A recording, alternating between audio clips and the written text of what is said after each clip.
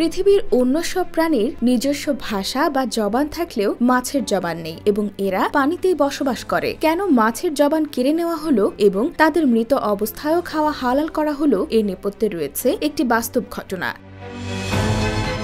এ নিয়ে হযরত আলী রাদিয়াল্লাহু তাআলা আনহু বলেন, মাছেরও জবান ছিল এবং তারা কথা বলতে পারত, কিন্তু তারা নিজেদের ওপর জুলুম করার কারণে মহান আল্লাহ তাআলা তাদের জবান কেড়ে নিয়েছেন। বলেন, ইবলিস আদম আলাইহিস সালামকে সিজদা করতে অস্বীকার করায় তাকে আল্লাহ তাআলা বিতাড়িত করেন এবং দুনিয়াতে পাঠিয়ে দেন। ইবলিস দুনিয়াতে আসার পর সব ধরনের প্রাণীদের কুমন্ত্রণা দিতে লাগলো। সবার প্রথমে সে কুমন্ত্রণা দেয় মাছকে। ইবলিস মাছকে বলে, সাবধান, মানুষ এসে পৃথিবীতে জুলুম অত্যাচার করে ঘুরে বেড়াবে। ওই সময় মাছেরা জল ও স্থলে চলাচল করতে পারত এবং কথাও বলতে পারত।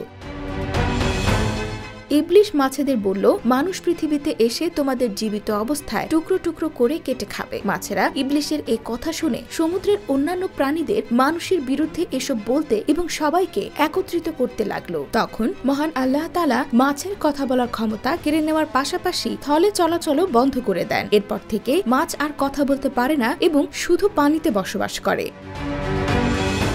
শুধু তাই নয়, মাছের জন্য মহান আল্লাহ নতুন একটি বিধান জারি করেন, তা হলো মাছ জবে করে খাওয়ার কোনো প্রয়োজন নেই। তাদের জীবিত কিংবা মৃত উভয় অবস্থায় কাটা যাবে এবং খাওয়া যাবে। বস্তুত মাছ ছাড়া অন্য কোনো প্রাণী জবে করার আগে মৃত অবস্থায় খাওয়ার জায়েজ নেই।